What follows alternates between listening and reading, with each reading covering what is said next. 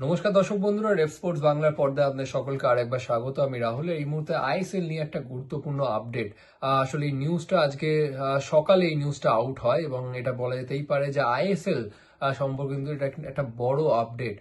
কারণ আইএসএল নিয়ে অনেকদিন ধরে একটা অনিশ্চয়তা রয়েছে। আপনারাও সকলে অপেক্ষায় রয়েছেন যে লিগ কবে থেকে শুরু হবে। এর জবাব কিন্তু কারোরই কিন্তু জানা নেই। কিন্তু এই মুহূর্তে এটা কিন্তু একটা বড় আপডেট, কারণ sports ministry of sports and youth affair একটা কিন্তু গুরুত্বপূর্ণ বৈঠক ডেকেছে 3rd ডিসেম্বরে। 3rd ডিসেম্বরে একটা গুরুত্বপূর্ণ বৈঠক ডেকেছে এবং যেখানে সেই বৈঠকে তিনি ইনভাইট করেছেন আইএসএল এর প্রত্যেকটি ক্লাবকে, আই লিগের প্রত্যেকটি ক্লাবকে, শুধু আই লিগ ফার্স্ট ডিভিশন নয়, সেকেন্ড ডিভিশন এবং থার্ড ডিভিশনের প্রত্যেকটি ক্লাবকে সেখানে ইনভাইট করা হয়েছে এবং তার সাথে সাথে কমার্শিয়াল পার্টনারকেও ইনভাইট করা হয়েছে। শুধু যে এফএসডিএল তা কিন্তু নয়, যেহেতু এফএসডিএল এর আগে কমার্শিয়াল পার্টনার ছিল আইএসএল এর, বাট তার সাথে সম্ভাব্য কমার্শিয়াল পার্টনাররা, অর্থাৎ এফএসডিএল ছাড়া যদি আর কোনো কমার্শিয়াল পার্টনার ইন্টারেস্ট দেখিয়ে থাকে ভারতীয় ফুটবলের কমার্শিয়াল পার্টনারের জন্য বিড করার, তাদেরকেও ইনভাইট করা হয়েছে এবং তার সাথে সাথে ওটিটি প্ল্যাটফর্ম অর্থাৎ ব্রডকাস্ট পার্টনারকেও কিন্তু ইনভাইট করা হয়েছে। এবং কেপিএমজি যারা হচ্ছে অডিট কোম্পানি এবং এআইএফএফ এর এই পুরো টেন্ডার প্রসেসটা তার দেখভাল করছিল, তাদেরকেও ইনভাইট করা হয়েছে। কারণ সেই বৈঠকে যদি কোনো রকম টেকনিক্যাল কোনো কোয়ারিজ থাকে, সেই প্রশ্নের জবাব দেওয়ার জন্য কিন্তু কেপিএমজিকেও কিন্তু ইনভাইট করা হয়েছে। এবং নো ডাউট 3rd ডিসেম্বর এটা কিন্তু একটা গুরুত্বপূর্ণ বৈঠক হতে চলেছে এবং আমরা সকলেই আশা করতে পারি যে সেই বৈঠকের পর কিছু হলেও সুরাহা মিলবে আইএসএল সম্পর্কে। আমরা হয়তো জানতে পারবো যে আইএসএল নিয়ে অনিশ্চয়তা কবে কাটবে।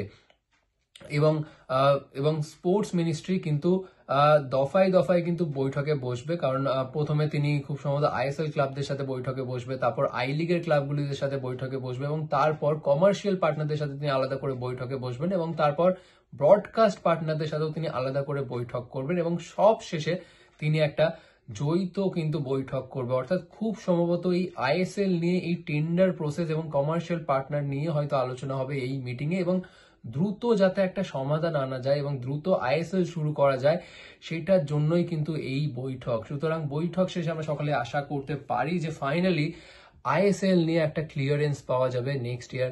আইএসএল নিয়ে এই পুরো বিষয়টা কিভাবে আনফোল্ড হলো সেটা একটু আপনাদের জন্য এক্সপ্লেন করে দেবো। আপনারা সকলেই জানেন 21শে নভেম্বর জাস্টিস নাগেশ্বর রাও তিনি কিন্তু এই ফেল্ড টেন্ডার প্রসেসের একটা রিপোর্ট পাঠায় সুপ্রিম কোর্টকে।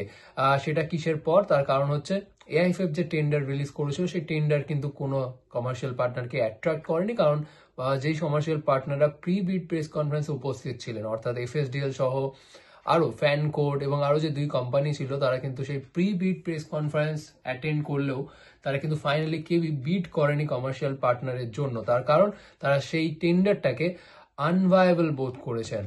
তারা মনে করছেন যে তাদের ঘাড়ে অবশ্যই বড় ফাইন্যান্সিয়াল রিস্ক থাকবে, বড় ফাইন্যান্সিয়াল বার্ডেন থাকবে, but at the same time তাদের সেভাবে কিন্তু অথরিটি থাকবে না। অর্থাৎ লিগ চালানোর জন্য যেই স্ট্রাকচারটা গঠন করা হবে সেটাতে হয়তো তাদের অথরিটি সেভাবে থাকবে না, অথরিটি থাকবে এআইএফএফ এর, কিন্তু ফাইন্যান্সিয়াল যত বোঝা, অর্থনৈতিক যত বোঝা, সেটা কিন্তু চাপানো হচ্ছে কমার্শিয়াল পার্টনারের উপরে। এবং সেই কারণে তারা সেই টেন্ডারটাকে ভায়াবল বোধ করেন এবং সেই কারণে সেই টেন্ডারটা কিন্তু ব্যর্থ হয়।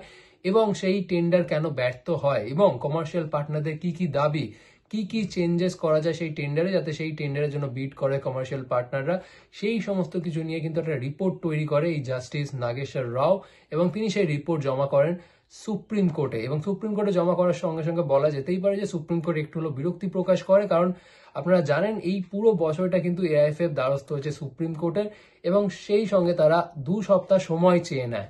2 সপ্তাহ সময় চেয়ে নেন এবং 2 সপ্তাহ সময় চাইতেই ক্লাব এবং ক্লাবদের ক্যাপ্টেনরা তারা কিন্তু যৌথভাবে চিঠি লেগে সুপ্রিম কোর্টে এবং তারা আর্জি জানায় যাতে দ্রুত আইএসএল এর এই সমস্যাটা যেন মেটানো হয়। কারণ এই আইএসএল বা total all India football I লিগের প্রত্যেকটা ক্লাব তাদের শুধু ফুটবলারদের জড়িয়ে আছে তা কিন্তু নয়, তার সাথে জড়িয়ে আছে তাদের ফ্যামিলি এবং same for the support staff, coaches এবং ব্যাকরুম স্টাফ, সকলেই কিন্তু জড়িয়ে রয়েছে এবং তাদের ফ্যামিলিও কিন্তু জড়িয়ে রয়েছে। এটা একটা বড় কিন্তু ফ্যাটার্নিটি। সকলেই কিন্তু অ্যাফেক্টেড হচ্ছে এই আইএসএল নিয়ে অনিশ্চয়তার কারণে এবং সেই কারণে তারা একটা দ্রুত সমাধান চেয়ে কিন্তু আর্জি জানায়। এবং ঠিক সেই সময় জেনারেল সলিসিটর কিন্তু সুপ্রিম কোর্টে জানায় যে গভর্নমেন্ট এই পুরো বিষয়টা দেখছে এবং গভর্নমেন্ট সচেতন এবং তারা এই পুরো বিষয়টা পর্যবেক্ষণ করেছে এবং তারাও চায় যে দ্রুত আইএসএল শুরু করা যায় এবং সেই নিয়ে গভর্নমেন্টও কিন্তু ইনিশিয়েটিভ নিচ্ছে এবং সেটারই কিন্তু ফল মিলল এখন। আপনারা জানেন এর আগে আই লিগের ক্লাবেরাও কিন্তু স্পোর্টস মিনিস্টারের সাথে একটা বৈঠকে বসেছিল। স্পোর্টস মিনিস্টারকে তারা আবেদন জানায় যেন স্পোর্টস মিনিস্টার তাদের এই পুরো ডিফিকাল্টিটাকে যেন অ্যাড্রেস করে এবং যেন একটা বৈঠকে বসে এবং স্পোর্টস মিনিস্টার তাদের সেই দাবিকে কিন্তু সম্মান জানিয়ে আই লিগ ক্লাবদের সাথে বৈঠকে বসেছিল স্পোর্টস মিনিস্টার এবং এই 3rd ডিসেম্বর কিন্তু সেটারই ফলস্বরূপ স্পোর্টস মিনিস্ট্রি কিন্তু একটা গুরুত্বপূর্ণ বৈঠকে বসতে চলেছে। তিনি দফায় দফায় বৈঠক করবেন, 1:30টা নাগাদ শুরু হবে। আইএসএল ক্লাবদের সাথে তিনি আলাদাভাবে বৈঠকে বসবেন, তারপর আই লিগ ক্লাবদের সাথে তিনি আলাদাভাবে এক বৈঠকে বসবেন, ব্রডকাস্ট পার্টনার এবং কমার্শিয়াল পার্টনারদের সাথে তিনি আলাদা আলাদা বৈঠকে বসবেন এবং সব শেষে তিনি এই সকলের সাথে, এই সব স্টেক হোল্ডারদের সাথে তিনি কিন্তু একটা যৌথ বৈঠক করবে এবং যেটা আশা করা যাচ্ছে যে এই যৌথ বৈঠকের পর খুব সম্ভবত আমরা আইএসএল নিয়ে একটা আশার আলো দেখব 3rd ডিসেম্বর। এবং সবকিছু যদি ঠিকঠাক থাকে এবং শেষ মুহূর্তে কোনো বড় বদল যদি না হয় এবং পরিকল্পনা মাফিক যদি ঠিকঠাক থাকে তাহলে জানুয়ারির প্রথম সপ্তাহ বা দ্বিতীয় সপ্তাহ থেকে কিন্তু আইএসএল শুরু করবার পরিকল্পনা করা হবে স্টেক হোল্ডারদের। এবং সেটা যদি হয় এবারের লিগ নিশ্চয়ই খুবই ছোটভাবে হবে। আগেরবার যেমন লম্বা 6 মাস চলেছিল লিগ, সেটা হয়তো এবার হবে না। সুতরাং মাঝখানে গ্যাপ কিন্তু খুব কম থাকবে। প্রত্যেক 2 বা 3 দিনে ম্যাচ খেলতে হবে ক্লাবগুলিকে। এক হয়তো হতে পারে ডাবল রাউন্ড রবিন ফরম্যাট হবে, গ্যাপ অনেক ছোট হয়ে যাবে। আর দ্বিতীয় যেটা হতে পারে সেটা হচ্ছে সিঙ্গেল রাউন্ড রবিন ফরম্যাটে কোনোভাবে এবারে একটা স্টপ গ্যাপ সলিউশন করে লিগ করে দেওয়া হবে। তারপর পরের বছর সবকিছু সেটেল করে একেবারে পুনরায় আগে যেমন লিগ অর্গানাইজ করা হতো সেভাবে করা হবে। বাট আপাতত এটুকু আশা করাই যাচ্ছে যে 3rd ডিসেম্বর স্পোর্ট মিনিস্ট্রির গুরুত্বপূর্ণ বৈঠকের পর আইএসএল নিয়ে হয়তো আমরা একটা আশার আলো পেতে চলেছি। আপনাদের কি মতামত অবশ্যই জানান কমেন্ট সেকশনে।